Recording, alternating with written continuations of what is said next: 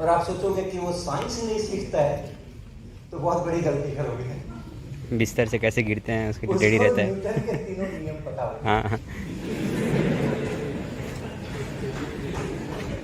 उस बच्चे को नर्सरी में आने के पहले, जैसे आप IISc और IIT में आने के पहले बहुत सारी तैयारी करके आते हो ना, वो बच्चा नर्सरी में आने के पहले न्यूटन के तीनों नियम की तैयारी करके आता है नर्सरी में आने के पहले।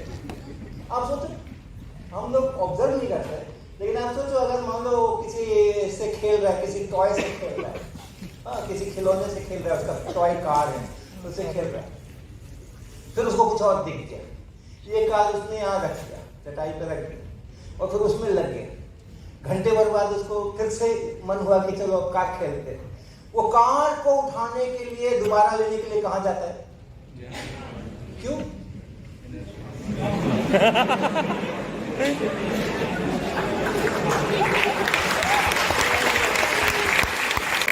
वो वहीं पर जाता है जहां उसने रखा था। उसको पता है जो चीज रेस्ट में रहती है वही रहती है।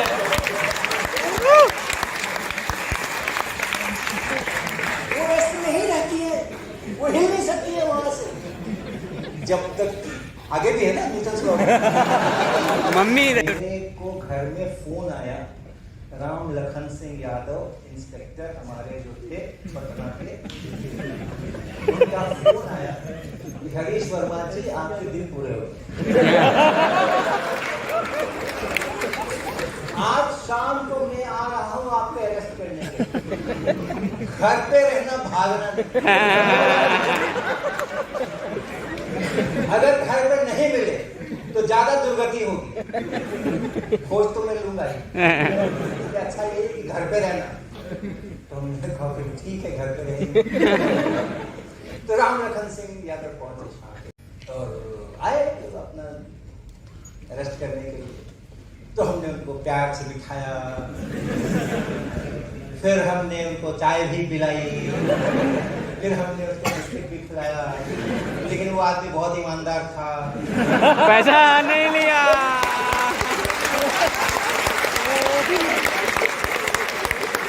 वो मेरा डिसीजन नहीं था, वो मेरे पेरेंट्स का डिसीजन था कि इनको घर में रखना है, इनको स्कूल नहीं जाने देना है। और घर के अंदर ऐसा नहीं है कि कोई होम स्कूलिंग कराई जा रही है, ऐसा भी नहीं था, ऐसा भी नहीं था। वो 10 साल हमारे जो है ना, वो क्या क्या किए जा रहे थे। आज के इसमें बोलोगे, आज के सिचुएशन में अगर कोई घर में किसी बच्चे को बिठाए और उसको पढ़ाने के कोई अलग से व्यवस्था नहीं करे, आजकल होम स्कूलिंग एक अलग शब्द चला हुआ है, वैसा कुछ नहीं, बस हो खेलो कूदो। जो थोड़ा बहुत बड़े लोगों को पता है, हंसते गाते खेलते, शाम को खेल करते समय में, रात को सोते समय में कुछ स्टोरी बता देंगे, कुछ मैथमेटिक्स उनको आता होगा तो हमें भी बता देंगे, कुछ लैंग्वेज आती होगी तो हमें बता देंगे। ऐसा 10 साल तक अगर किसी बच्चे को घर में रखे तो उसको क्या बोलेंगे? तो लेकिन मेरे साथ ऐसा ही किया गया, और मैं वाकई शायद यहीं से मेरी इसकी शुरुआत हो गई थी कि सब लोग जिसको कहते हैं कि ऐसा नहीं करना चाहिए, बहुत गलत काम है, मैं वही करता हूँ। उसकी शुरुआत शायद यहीं से हुई थी। तो 10 साल तक मैंने स्कूलिंग नहीं किया, कहीं नहीं गया, और उसका एक बहुत बड़ा फायदा, अब मैं जब एनालिसिस करता हूँ तो मैं बहुत बड़ा फायदा उसका पाता हूँ। और वो फायदा क्या है कि हमें देखो, जीवन के अंदर में जो लोग जन्म लेते हैं उसके बाद से लर्न करना शुरू करते हैं, और आप अभी जहाँ भी पढ़ रहे होगे, PhD में होगे, MTech में होगे, UG में होगे, जहाँ भी होगे, जितना भी लर्न करते हैं, आगे भी चले जाओ, प्रोफेशन में जाते हैं तब भी लर्न करते हैं। जो सबसे स्टीप लर्निंग ग्राफ होते हैं, सबसे कुछ लोग यहाँ बैठ सकते हैं चाहे तो, बहुत अगर ज्यादा रश हो। हाँ इधर आके, इतना स्टेज तुम लोगों का, इतना मेरा। जाओ मनीष जाओ उधर आगे स्टेज में बैठो। तो जो सबसे स्टीप लर्निंग होती है वो होती है नर्सरी में एडमिशन लेने के पहले, राइट? बर्थ के बाद नर्सरी में एडमिशन लेने के पहले जो लर्निंग है बहुत स्टीप लर्निंग है। मैं अभी कश्मीर में रह के आ रहा हूँ, तो जिन घरों में मैंने रात बिताई तो हर जगह उनके परिवार के सब लोगों से मुलाकात हुई। छोटा बच्चा फेस रिकॉग्निशन करता है। उसको पता है कि मेरे घर के जो लोग हैं, मेरी माँ है, मेरे पिताजी है, मेरे भाई बहन है, जिनको पहचानता और दूसरों को नहीं पहचानता।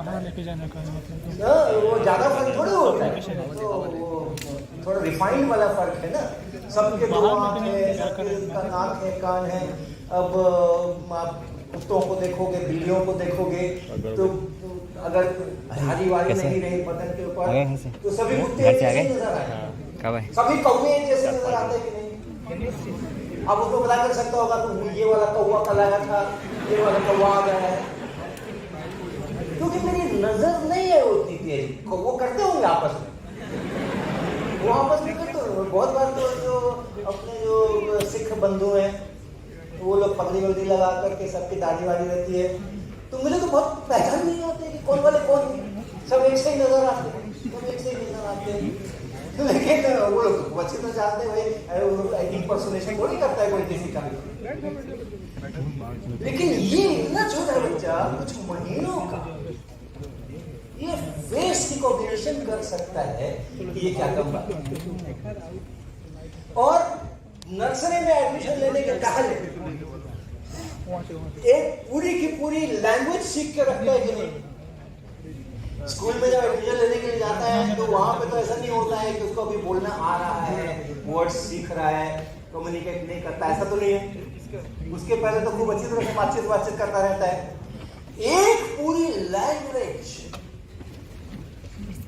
आप सोचिए, एक पूरी लैंग्वेज बच्चे जो है वो 1-1.5 साल 2 साल की उम्र आते आते अच्छे तरह मास्टर कर लेते हैं, जो भी घर में बोली जाती है। चाहे वो बंगला बोली जाए, चाहे वो उड़िया बोली जाए, चाहे वो हिंदी बोली जाए, चाहे वो असमीज बोली जाए या तेलुगु बोली जाए, जो भी घर में बोली जाती है।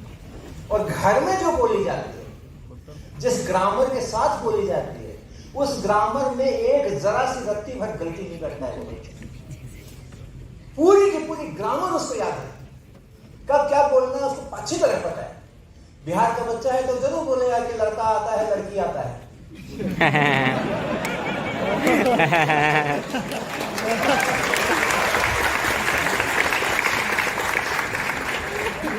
अरे क्या बताएं सर, वहां तो हॉल के अंदर में 1000 लड़का बैठा हुआ था। तो जो भी भाषा आप बोलते हो वही उसकी ग्रामर है।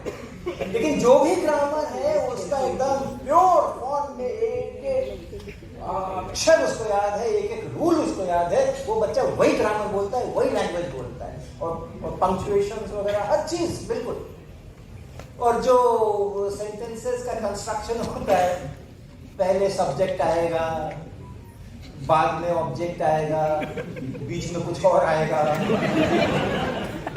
वो आपको सिखाया जाता है ना ग्रामर पढ़ते तब नहीं, कहते हैं ना नाउन जो सब्जेक्ट है वो पहले लाओ, वर्ब उसके बाद में लाओ, और एडजेक्टिव यहाँ लाओ वहां लाओ, सिखाते हैं ना। नहीं, लेकिन उस बच्चे को कोई नहीं सिखाता है, और वो सही ऑर्डर के अंदर में अपने सेंटेंस फॉर्मुलेट करता है, कभी गलत नहीं करता। ये नहीं कि वर्ब पहले ले आएगा एडजेक्टिव उसके बाद वो शफल नहीं करेगा कभी। इतना सारा चीज वो फर्स्ट 3 इयर्स के अंदर में सीखता है। और आप सोचोगे कि वो साइंस नहीं सीखता है तो बहुत बड़ी गलती करोगे। बिस्तर से कैसे गिरते हैं उसके टेढ़ी रहता है। न्यूटन के 3 नियम पता होगा। हाँ, उस बच्चे को नर्सरी में आने के पहले, जैसे आप IISc और IIT में आने के पहले बहुत सारी तैयारी करके आते हो ना, वो बच्चा नर्सरी में आने के पहले न्यूटन के 3 नियम की तैयारी करके आता है नर्सरी में आने के पहले। आप सोचो, हम लोग ऑब्जर्व नहीं करते, लेकिन आप सोचो अगर मान लो किसी से खेल रहा है, किसी टॉय से खेल रहा है, हाँ किसी खिलौने से खेल रहा है, उसका टॉय कार है, उससे खेल रहा है, फिर उसको कुछ और दिख गया, ये कार उसने यहाँ रख दिया, चटाई पे रख दिया, और फिर उसमें लग गया। घंटे भर बाद उसको फिर से मन हुआ कि चलो अब कार खेलते हैं। वो कार को उठाने के लिए दोबारा लेने के लिए कहां जाता है?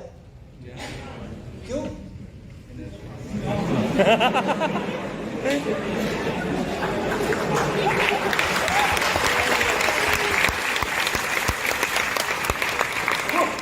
वो वहीं पर जाता है जहां उसने रखा था।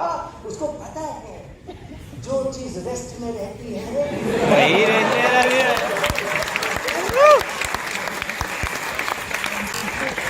वो रेस्ट में ही रहती है, वो हिल नहीं सकती है वहां से। जब तक आगे भी है ना न्यूटन्स लॉ, मम्मी उठा के ना रख देगा।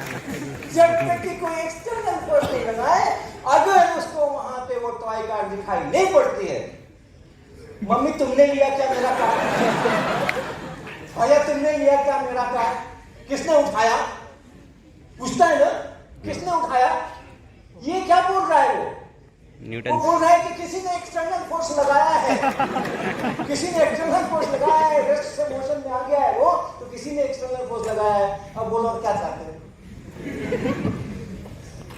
और न्यूटन सेकंड लॉ भी उसको पता है। न्यूटन सेकंड लॉ को पूरा पता है वेक्टर के साथ।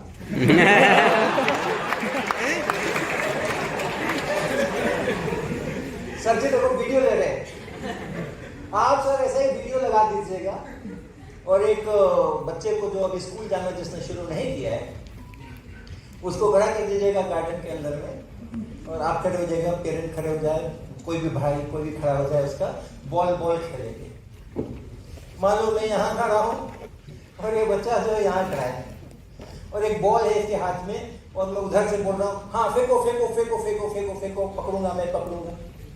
अब ये बच्चा जो है ये उस बॉल को उसकी तरफ फेंकता है, फेंकने के लिए क्या करता है? हाथ से फोर्स लगाता है। तो अगर उसको उधर की तरफ फेंकना है तो कभी इधर की तरफ फोर्स लगाता है क्या? नहीं लगाता ना। ऊपर की तरफ ऐसे करके ऐसे फेंकता है क्या? नहीं ना। पीछे की तरफ फेंकता है? नहीं ना। आप जिधर खड़े हो, हाथ ऐसे करके आप जिधर खड़े हो पकड़ने के लिए, उसी डायरेक्शन में फोर्स लगाता है कि नहीं लगाता है? हाँ? अब बताओ,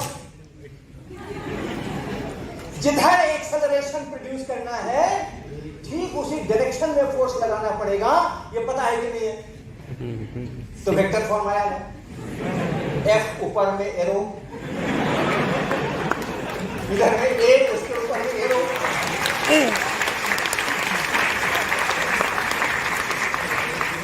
पैरेलल वेक्टर्स होते हैं, फोर्स और एक्सेलरेशन पैरेलल वेक्टर्स होते हैं। जिधर फोर्स लगाओगे उधर ही एक्सेलरेशन पता होगा। ये वेक्टर नेचर उसको अच्छी तरह से मालूम है।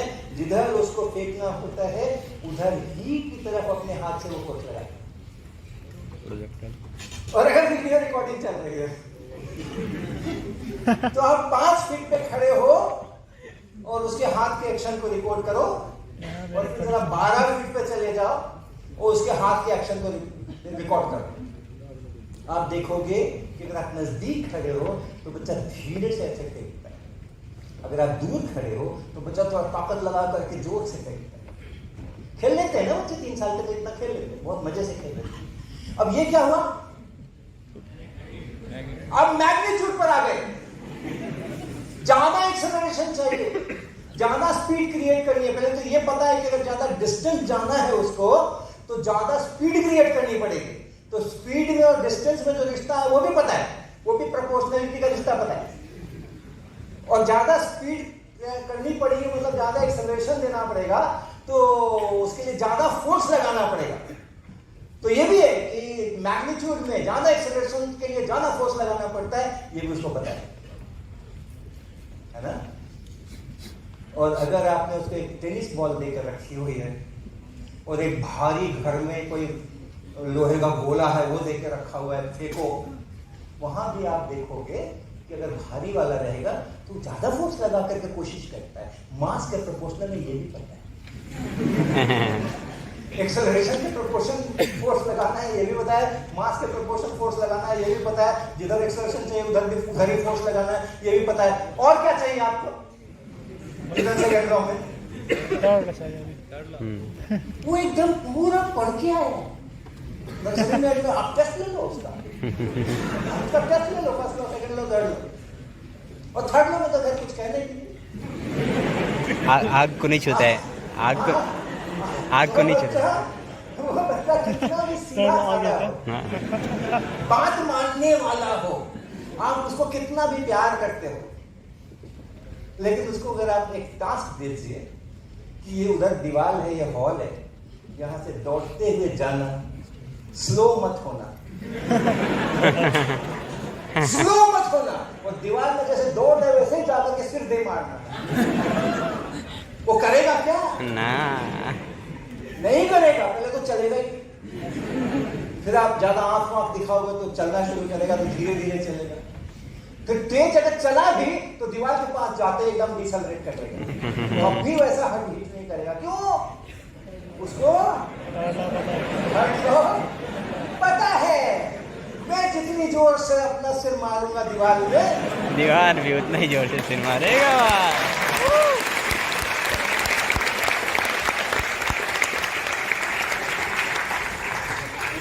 अब इतनी स्टीप लर्निंग क्यों होती है? शुरुआत में, शुरू के उस 3 साल के अंदर में, 2 साल के अंदर में, 1 साल के अंदर में इतनी स्टीप लर्निंग क्यों होती है? दिमाग खाली रहता है। इसलिए होती है कि उसके लिए कोई सिलेबस डिजाइन नहीं किया गया है।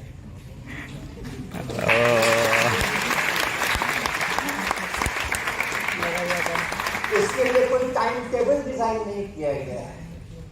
उसके लिए कोई इवैल्यूएशन का, असेसमेंट का सिस्टम डिजाइन नहीं किया गया। लर्निंग बहुत फास्ट है। ये नेचुरल प्रोसेस ऑफ लर्निंग है इंसान का। ये इंसान का नेचुरल प्रोसेस ऑफ लर्निंग है, और नेचुरल प्रोसेस से अगर वो लर्न करता है तो सबसे फास्ट लर्न करता है। और स्कूल में आने के बाद क्या करते हैं? एक कमरा डेफिनेट कर देते हैं, साल भर इसी कमरे में आके पढ़ाई करते हैं, है ना? वो जो अपने महात्मा बुद्ध थे, उन्होंने बहुत जगह घूम घूम करके ज्ञान प्राप्त करने की कोशिश की, लेकिन बोध गया में उस पर्टिकुलर पेड़ के नीचे जब वो बैठे तभी उनको ज्ञान प्राप्त हुआ। बाहर घूमने से ज्ञान प्राप्त नहीं हुआ। ये तुम्हारा क्लासरूम है, इसी में बैठोगे तो तुमको ज्ञान प्राप्त होगा, बाहर घूमने से ज्ञान प्राप्त नहीं होगा। हम यहां से शुरुआत करते हैं, पीरियड्स डिसाइड करते हैं, 8 to 8:50। This is your English period. इसमें आपको अंग्रेजी सीखनी है, मैथ्स नहीं सीखना, कलर्स के बारे में नहीं सोचना, और कुछ नहीं करना है, मैथ सीखना है। मैथ का पीरियड है, इंग्लिश का पीरियड है, सोशल साइंस का पीरियड है। हमने वो जब साइंस पढ़ाने जाते हैं तो एक लेबोरेटरी नाम की जगह पर उनको लेकर के जाते हैं, जहां कुछ ऐसी ऐसी चीजें लटकी रहती हैं, पड़ी रहती है, जो उनको लगता है कि हम किसी दूसरी दुनिया में आए, ये तो कभी देखी नहीं। तो कुछ नेचर के पास ले जाना चाहिए। कुछ लाइट्स होंगे, कुछ इधर ऐसा वैसा नंबर लिखा होगा, कुछ पता नहीं क्या क्या लगा पड़ा होगा। हीट का एक्सपेरिमेंट कर रहे होंगे तो उसके लिए भी एक अजीब सा बर्तन रखा होगा पानी भर करके। लाइट का एक्सपेरिमेंट करेंगे तो उसके लिए भी विचित्र विचित्र किस्म की व्यवस्थाएं होगी। तो उसको साइंस की ट्रेनिंग कहते हैं। तो ये जो इतना सारा रेजिमेंटेशन है, टाइम का, टाइम टेबल का, रोजाना की टाइम टेबल का, और जो एनुअल वाला है वो भी, इतने महीने के बाद पहला एग्जाम, इतने महीने के बाद दूसरा एग्जाम, और अगर नहीं पास किए तो फिर से पढ़ो, फिर से दो। हम अपने बच्चे को कभी नहीं कहते, 2 साल के 1.5 साल के बच्चे को कभी नहीं कहते 1.5 साल 18 महीने के हो गए, तुम्हें अभी 2 का 3 से गुना करना नहीं आया। तुम्हारा तो टर्म खत्म हो रहा है जुलाई के।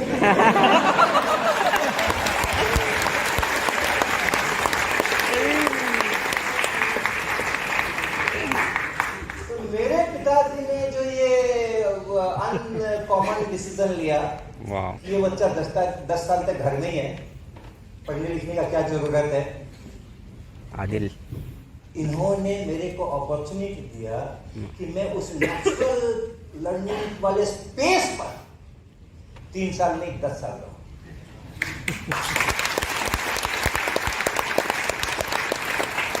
अपने बच्चे को 20 साल तक स्कूल नहीं भेजना। 20 साल के बाद पहली में डालना उसको। बिल्कुल, मैं बिल्कुल रिकॉग्नाइज करता हूँ कि उन्होंने ये जो निर्णय लिया मेरे बारे में, इट पेड। मेरा लर्निंग का एटीट्यूड, लर्निंग का हैप्पीनेस, लर्निंग के लिए जरूर मैं लर्न करूँ, ये चीजें हमारी जिंदा रही बहुत समय तक, और इसके कारण से हम बहुत आगे बढ़ पाए। जिस समय हमने 6 में एडमिशन लिया था नवीन गणेश पाठशाला में, उस समय हाँ पहला इम्तिहान जब हुआ तो सभी सब्जेक्ट में 10 से कम नंबर आए 100 में, किसी में 7, किसी में 5, किसी में 3। हमें पता ही नहीं था कि स्कूल क्या होता है और इम्तिहान क्या होता है, कुछ पता नहीं था हमें। और एडमिशन 6ठे में क्यों हुआ मेरा, 6 में क्यों एडमिशन हुआ, 10 साल के वहाँ जो स्कूल में एडमिशन होता था उस समय में 1960s की बात कर रहे हो, उसके लिए कोई ऐसा जैम टाइप का टेस्ट नहीं हुआ था। वो प्रिंसिपल अपने रूम पे बुलाते थे। अच्छा, कोई गया, पेरेंट लेके गया एडमिशन के लिए, तो प्रिंसिपल अपने रूम पे बुलाते थे, उनसे कुछ बच्चे से कुछ सवाल पूछते थे, कुछ डिक्टेशन लिखाते थे, कुछ जनरल नॉलेज की बातें, कुछ ज्योग्राफी, अपनी आसपास की ज्योग्राफी है वो, कुछ मैथमेटिक्स, और करके वो प्रिंसिपल वहीं का वहीं 15 मिनट में डिक्लेयर कर देते थे कि इस क्लास में इसका एडमिशन ले लो। तो उस क्लास में चले जाते थे, वहाँ के क्लास टीचर रजिस्टर में नाम लिख लेते थे, हो गया एडमिशन। तो मेरे को उन्होंने टेस्ट किया, 6 के लायक पाया तो 6 में एडमिशन ले लिया। लेकिन जब वो परीक्षा हुई तो हमें तो ढम ढम ढम ढम लड्डू मिले बहुत सारे। तो परीक्षा, क्या परीक्षा होती है, 10 साल में तक किसी ने परीक्षा ली, ये क्या परीक्षा लेते हैं। और ये चीज बहुत लंबे समय तक मेरे साथ चली। मेरे पिताजी को लगा कि ये स्कूल गलत चूज कर लिया। देखो ये दूसरी चीज होती है, मेरे को उन्होंने नहीं ब्लेम किया कि तुम्हें कोई कमी है, तुमको नंबर नहीं आ रहा है, उसको सप्लीमेंट करने के लिए कोई ट्यूशन नहीं लगाया मुझे, राइट। मैं नहीं कोप कर पा रहा हूँ आजकल को, तो खूब देखता हूँ आजकल तो इतना बढ़ गया है। अभी कल ही परसों हमने एक जगह एडवर्टीजमेंट देखा, coaching classes for nursery on CBSE.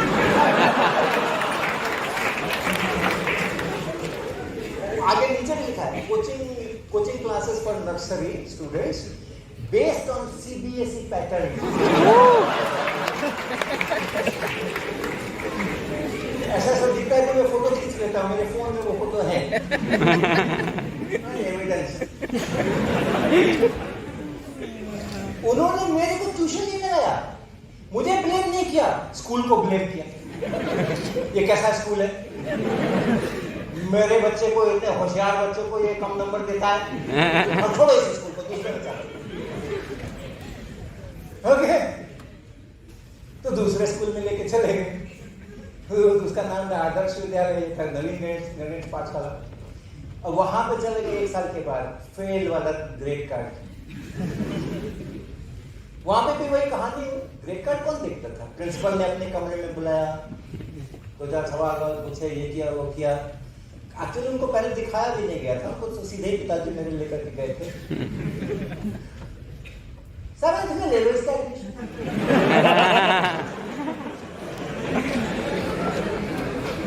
तो 7th में एडमिशन हो गया भाई, 7th में एडमिशन हो गया, चला साल भर वहां चला। अब कोई चेंज नहीं हुआ, तो वहां पे भी जितने साल भर में एग्जामिनेशन हुए वो सब में वही ढाक के 3 बात ही रहे। तो मेरे पिताजी ने फिर अपना पुराना निर्णय दोहराया। ऐसे नहीं कि आज एक बात बोले कल दूसरी बात बोले। प्रिंसिपल वाले आदमी थे, सिद्धांत वाले आदमी थे। ये भी स्कूल में कहा रहे, दूसरे स्कूल में चलता। फिर वो लेके गए तीसरे स्कूल के अंदर, राम मोहन नेशनल में जाएंगे। वहां पर भी उन्होंने मेरे को प्रिंसिपल साहब ने बुलाया। प्रिंसिपल साहब ने फिर कुछ सवाल ये वो किए। 8वीं में ले ली इसको क्लास में।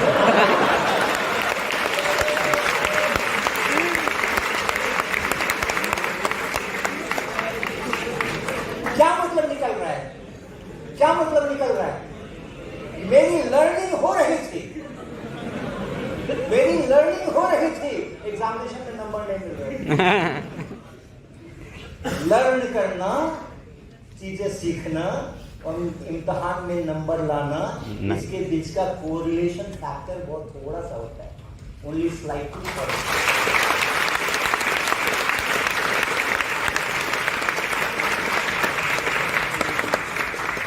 मैं सीख रहा था, सीखने में गड़बड़ नहीं हो रही थी, क्योंकि सीखना तो मेरा खुद का नेचुरल इंस्टिंक्ट था ना सीखना। 10 साल मैंने सीखा है, सीखने में क्या, जहां से जो मिला सीखा।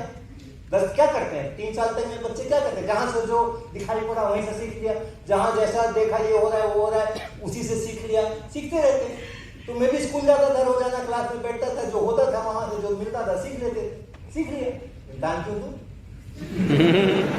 सीखने के लिए स्कूल जाते हो ना, पढ़ाई में क्यों करने के लिए जाते हैं लोग?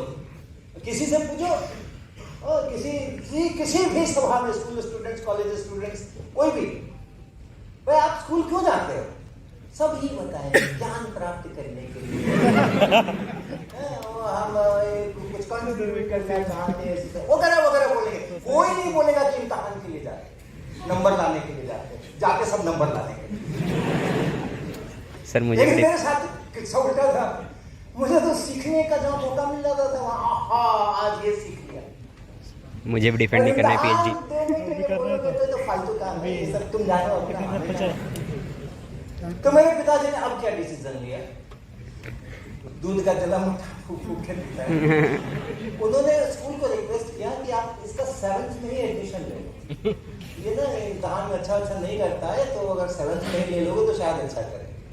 तो मेरा 7th में एडमिशन करवाया उन्होंने दोबारा दूसरे स्कूल में। कोई नतीजा नहीं निकला साहब, कोई नतीजा नहीं निकला। ऐसे हमारे स्कूल की कहानियां चली हैं।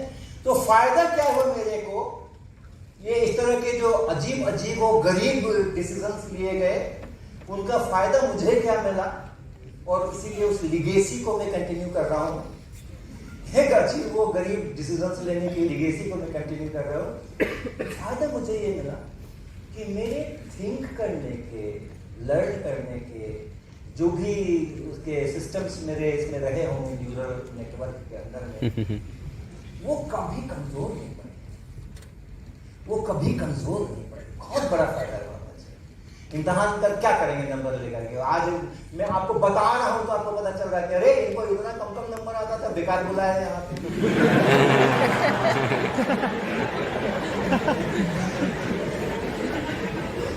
लेकिन बुलाने के पहले नहीं बताया था इनको मैंने, पता नहीं बुलाते कि नहीं बुलाते।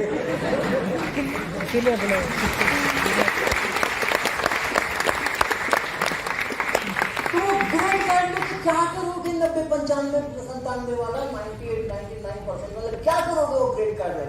अगर 10-15-20 नंबर लाने वाला भी स्टेज के ऊपर आ सकता है, क्या बात है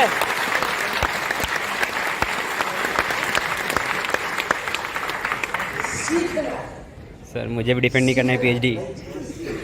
और नई चीजें क्रिएट करना। अगर सीख लोगे ना, और उसके बाद कोई प्रेशर ये नहीं रहेगा कि इसके लिए आपको ये टर्म पेपर जमा करना है, ये बीटीपी प्रोजेक्ट है, ये फलाना है, इसका ये डेडलाइन आ गया, ये फलाना हो गया, ये सब नहीं रहेगा। तो आप जब सीख लोगे चीज़ों को, तो आप सीख करके खुश नहीं रहोगे, जो सीखा है उसका यूज करोगे, तब फिर आप नई चीज़ें क्रिएट करोगे। नई चीज़ें क्रिएट करना ये किसी भी प्रोफेशन के लिए उसका एप्टीट्यूड होना कि मैं कुछ नया क्रिएट करूं, वो किसी भी प्रोफेशन में आप रहो, वही आपको एक्सेल कराएगा। आप यहां से चाहे जैसी डिग्री ले लो, लेकिन आगे जो 30, 40, 35 साल, 40 साल, 45 साल, 50 साल आपको प्रोफेशन में रहना है, वहां पर आपका कोई ये सब काम नहीं आने वाला है। ये सब क्या आपको ग्रेजुएट लेते से कोई मतलब नहीं है। वहां पे आप क्या नया सोच सकते हो जो दूसरे नहीं सोच रहे हैं, वो एकदम से आपको जंप कराता है लैगर के ऊपर। हाँ? तो वो सारी चीजें हमने यहाँ पर वो चलाई। तो ये हमारा स्कूल जीवन का इतिहास है। और इम्तिहान पास करने में क्या है, जिस दिन तय कर लेंगे कि करना है तो कर लेंगे, तो कर लिया ना। क्लास 10 आते आते, क्लास 10 आते आते हमने फर्स्ट डिवीजन में अपना हाई स्कूल पास किया, 64% मार्क्स। क्या बात है।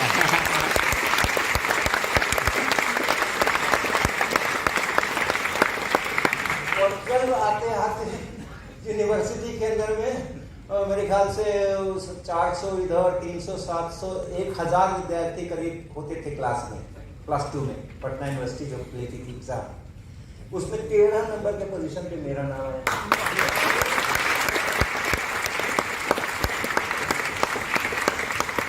जो काम 5 साल में हो सकता है, उसके लिए क्यों बच्चे का 12 साल बर्बाद करते हैं?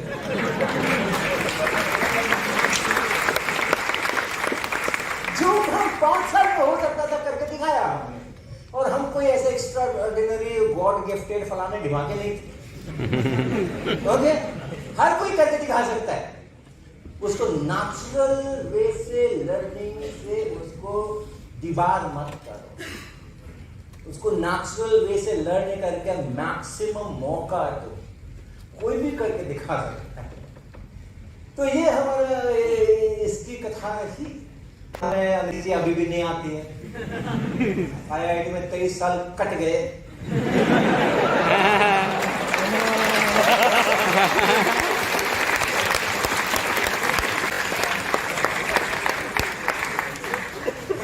रिसर्च पेपर लिखे गए। सत्यम जी ने हमें पहला रिसर्च पेपर जो IIT से चला था, उसके पहले पटना में था, वहां से भी लिखे थे थोड़े थोड़े। तो उन्होंने भी हमें सिखाया, हमारे सुपरवाइजर ने हमें सिखाया, फिर हमने अपने स्टूडेंट्स को सिखाया। अंग्रेजी में रिसर्च पेपर लिखना हमने सिखाया। वाह वाह।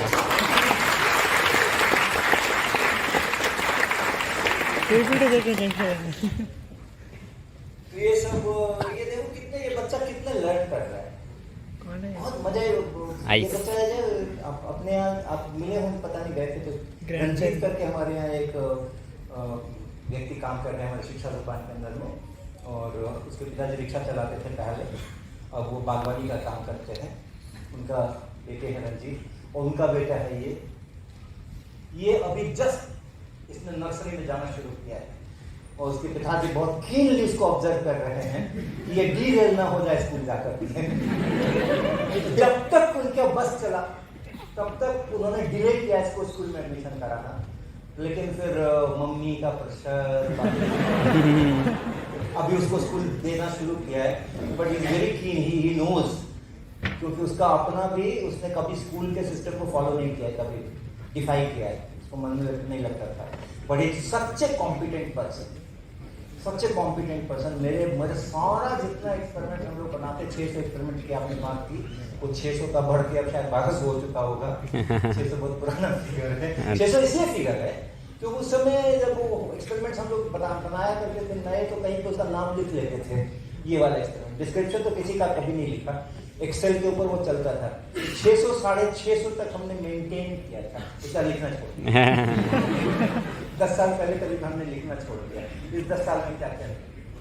तो ये जो लर्निंग हो रही है ना इस समय में, ये है नेचुरल प्रोसेस लर्निंग का। इससे जितना नजदीक रहोगे, मैं कहता हूँ अपने सिस्टम में भी हमें पता है कि स्कूल कॉलेज के सिस्टम में हम ऐसा नहीं कर सकते हैं जैसा हम मेरे साथ हुआ है, वैसा नहीं कर सकते। स्पेशली आपकी तो 10 बरस के बाद भी तो हमें उस सिस्टम में जाना ही पड़ा था ना, और उस सिस्टम से ही तो निकल करके फिर हम आए थे। तो ठीक है वो, लेकिन इस सिस्टम में भी क्या 5% की गुंजाइश है? ये जो नेचुरल खुद से लर्न करना है, सिचुएशन से लर्न करना है, कोई बताने वाला नहीं है, तो उसका इम्तहान नहीं होने वाला। लेकिन लर्निंग का एंजॉयमेंट मिलना चाहिए, इसकी व्यवस्था संस्थान कर सकता है। 5%, 10%, 15%, कितना कर सकता है? जितना आप इस नेचुरल प्रोसेस ऑफ लर्निंग को एमलगमेट करा सकेंगे अपने सिस्टम में, उतना ही हमारी जो क्वालिटी है वो बढ़ेगी। ओके, अब दूसरी कथा है कॉलेज के टाइम का जो जीवन है हमारा। ये भी मैं ही हूँ। ये जो सूखा हुआ चेहरा दिख रहा है, ये भी मैं हूँ। मेरा उस समय वजन 44 kg हुआ करता था। उस समय मतलब डिग्री ले रहे थे IIT से, मास्टर्स की जब डिग्री ले रहे थे उस समय। एक बार जब मैंने पटना यूनिवर्सिटी लेक्चर ज्वाइन किया तो वहाँ रिफ्रेशर कोर्स चल रहा था कोई, तो मैं उसमें गया था एज रिसोर्स पर्सन। तो उसके 7-8 साल के बाद कोई दूसरा रिसोर्स पर्सन ये हुआ, ये जब दूसरा इस तरह का क्लास जब हुआ तो फिर से मैं 6-7 साल के बाद गया तो एक सज्जन मेरे को मिले और उन्होंने कहा कि आप जब पिछली बार आए थे क्लास उस साल के अंदर में तो हमने उस कोर्स में भाग लिया था। तो मैं पटना में गया था, अभी कुछ दिन पहले, नहीं उस समय में, उसी समय में जो 6 साल पहले वाला कोर्स था उस समय में पटना भी गया था। और फिर उन्होंने बताया कि वहाँ एक और वर्मा जी हैं, वहाँ एक और वर्मा जी हैं खूब दुबले पतले से। तो कोई बताया, हमने उनको बताया कि दुबला पतला कोई वर्मा जी वहाँ नहीं है, जो दुबला पतला था वही मोटा ताजा हो गया। ट्रांसफॉर्मेशन। तो ये हमारे एक डिसीजन था हमें।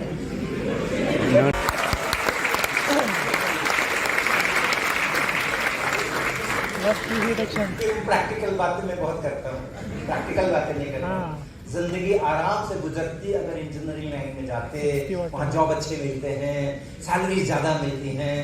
टीचिंग में जाओगे तो क्या होगा, उस समय में इंजीनियर्स की सैलरी टीचर्स की सैलरी से ऑलमोस्ट डबल या 2.5 टाइम्स हुआ करती थी। ये 70s की बात आ गई अब, राइट, या लेट 60s कह लो या अर्ली 70s कह लो, वो बात आ गई। 1971 की एक्चुअली बात है। और सब लोग जिसको भी लगता था कि वो जेई कर सकता है वो जेई के लिए ही, ऐसा नहीं था जैसा आजकल का विचित्र आग लगी हुई है। वैसा नहीं था, लेकिन हाँ तपिश तो थी। हाँ तो जब मैंने बोला कि मैं जेई का फॉर्म नहीं भरूंगा तो मेरे भैया ने, बड़े भैया ने मेरे को एक बार पूछा क्यों नहीं भरोगे, अच्छा ना इंजीनियर बनोगे, अच्छा से काम करोगे। तो मैंने कहा नहीं, मेरे को टीचर बनना है। उसी समय स्कूल के समय में और फिर कॉलेज के समय मेरे को तो टीचर बनना है, इंजीनियर नहीं बनना है। क्यों? मेरे टीचरों ने मुझे कम नंबर दिए थे और मैं उनको बहुत आदर करता था। जो मुझे बहुत कम नंबर देते थे मैं उनको बहुत आदर करता था। सबके नाम मुझको आज तक याद है, स्कूल वालों के सब सब्जेक्ट वाइज पूछ लोगे तो बता दूं। मैं सबका बहुत आदर करता था और उसी समय तय था ऑलमोस्ट मुझको टीचर बनना है और कुछ नहीं बनना। कहाँ बनना है वो पता नहीं, लेकिन बनना टीचर ही और कुछ नहीं बनना है। ऑलमोस्ट उसी समय में फिक्स था, बिल्कुल माइंड के अंदर फिक्स था, स्कूल टाइम। और उनको भी पूछ लेता ना कोई कि भाई आपके स्कूल के बताओ जरा इंटेलिजेंट बच्चे, मेधावी बच्चे कौन कौन से हैं, तो सबसे पहला नाम वो मेरा ही लेते थे, नंबर नहीं लेते। तो मैंने बोला मेरे को टीचर ही बनना है। जैसा मेरे टीचर ने मेरे मन के अंदर में जगह बनाई थी अपनी, मुझे भी विद्यार्थियों के मन के अंदर में जगह बनानी है। ये 1971 का डिसीजन है। जैसे मेरे स्कूल के टीचर्स ने मेरे मन में अपनी जगह बनाई हुई है, मैं भी अपने विद्यार्थियों के बीच में ऐसी जगह उनके मन में बनाऊंगा। ये 1971 का डिसीजन था मेरा, और वो बनाने के लिए मुझे टीचर बनना पड़ेगा। इंजीनियर होकर के वो काम नहीं कर सकता हूँ, इसलिए मैं जेईई का फॉर्म नहीं भरूंगा। मैंने नहीं भरा। तो करो, अपने मन का करो, अपने मन के बादशाह हम खुद हैं, राइट। अब आईआईटी में आ गए, ये कॉलेज डेज ही चल रहे हैं अभी, तो आईआईटी के अंदर में एमएससी के लिए एडमिशन हो गए। उस समय तो हमने मना कर दिया था, जेईई नहीं करना है, इंजीनियर नहीं बनना है। उस समय ये पता भी नहीं था कि वहाँ पे एक 5 ईयर इंटीग्रेटेड एमएससी भी होती है। हम तो यही जानते थे वहाँ सब इंजीनियर ही बनते हैं। बीएससी के बाद थोड़ा बढ़ा, जनरल नॉलेज बढ़ा, तो पता चला कि आईआईटी केवल इंजीनियरिंग के लिए नहीं होती है, प्योर साइंसेस के लिए भी होती है। तो हमने कहा हाँ तब चल सकते हैं, अभी टीचर बनने का चांस है। तो मैंने वो दिया, उनका रिटन टेस्ट दिया। हर आईआईटी का अपना अपना अलग अलग होता था उस समय, और हमने करके और उसमें क्वालिफाई हो गया। फिर इंटरव्यू के लिए पहुंचे, 7-8 लोग आए कि प्रोफेसर लोग बैठ करके मेरा इंटरव्यू लिए, उसमें भी पास हो गए, लिस्ट में नाम छप गया कि हाँ इनका सिलेक्शन हुआ है, तो उसमें मेरा नाम आ गया पहले ही उसके अंदर में। वो जमाना था 1975। 1975 में मैंने एडमिशन लिया था एमएससी के अंदर में, और जब मैं बीएससी कर रहा था पटना में, उस समय में एक बहुत बड़ा आंदोलन बिहार में चल रहा था और आगे भी फैल रहा था, जिसको हम लोग कहते हैं JP movement, Jayaprakash Narayan movement. और वो इतना बड़ा एजुटेशन था पूरा, और आइडिया था कि जितना करप्शन है और जितना तरह का एनॉमलीज है और सोशल एविल्स हैं, उन सबको खत्म कर देना है और नए बिहार का निर्माण करना है वगैरह वगैरह। तो उसकी स्टूडेंट्स यूनियन जो थी हमारी यूनिवर्सिटीज़ की, उन लोगों ने उसको किया था सारा, और जयप्रकाश नारायण उसके लीडर हुआ करते थे। तो उसमें हम भी झंडा लेकर के चलते थे, यहाँ करना देना है, वहाँ करना है, ये करना है, भाषण वाषण भी देख ही रहे हो।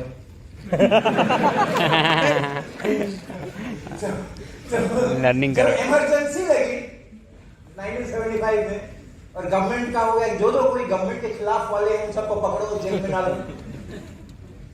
तो पहले तो मालूम नहीं था, तो सब ओपनली हम लोग गवर्नमेंट के खिलाफ बोला करते थे, हंगामे मचाए करते थे, जुलूस निकालते थे, झंडे लिए चलते थे। अब जब ये हो गया तो गाजगिरी सबके ऊपर, और वो मेरे को घर में फोन आया, राम लखन सिंह यादव इंस्पेक्टर हमारे जो थे पटना के, उनका फोन आया कि हरीश वर्मा जी आपके दिन पूरे हो, आज शाम को मैं आ रहा हूँ आपको अरेस्ट करने के, घर पे रहना, भागना नहीं। अगर घर पे नहीं मिले तो ज्यादा दुर्गति होगी, खोज तो मैं लूंगा ही, अच्छा ये कि घर पे रहना। तो हमने कहा कि ठीक है घर पे रहेंगे।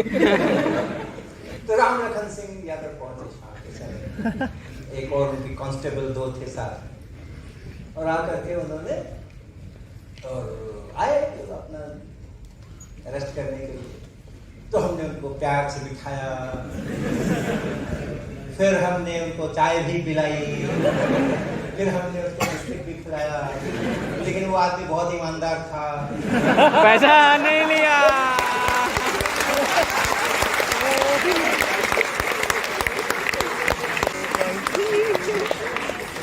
चाय बिस्किट का कोई असर नहीं हुआ, तो बोला चाय खत्म हो गई, अब चलिए। उन्होंने कहा कि आपको दिखाने के लिए ना मैंने एक कागज रखा हुआ है, वो आप देख लें, क्या चलते हैं? अच्छा चेक तो मैंने उनको कागज दिखाया। कागज क्या था कि मेरे एमएससी का के एडमिशन का कंफर्मेशन आईआईटी कानपुर से लेटर आ गया था, और इतने जुलाई को आप क्लासेस के लिए ज्वाइन कर लीजिए, ये लेटर आ गया था, और वो उतने जुलाई अभी 15 दिन बाद आने वाली थी। तो मैंने उनको बड़े मासूम शब्दों में कि सर अगर आपको लगता है कि आपकी जिम्मेदारी कि आपका जो ये रीजन है पटना, जहाँ के कि आपको रिस्पॉन्सिबिलिटी है, उस पटना में कोई सरकार के विरोध में कार्रवाई नहीं होनी चाहिए, अगर ऐसे आपको लगता है तो आप मेरी तरफ से निश्चित रह सकते हैं क्योंकि मैं इतने जुलाई को कानपुर जा रहा था। तो मेरे तरफ से आप निश्चित रह सकते हैं, कानपुर की जाके मुझे जो करना होगा करूंगा, कानपुर वाले समझेंगे, आपकी तो कोई जिम्मेदारी बनती नहीं है। लेकिन अगर आपको लगता नहीं मैं तो पूरे भारत सरकार का प्रतिनिधि हूँ, और कहीं पर भी देश भर में कहीं भी कुछ गड़बड़ होगी सरकार विरोधी, तो मेरा काम है उसको रोकना, तो चलते हैं आपके साथ। तो 3 बार उस लेटर को पढ़ा, कंफर्म किया कि हाँ ठीक जेन्युइन लेटर है, ऐसे ही टाइप करके नहीं रख दिया है।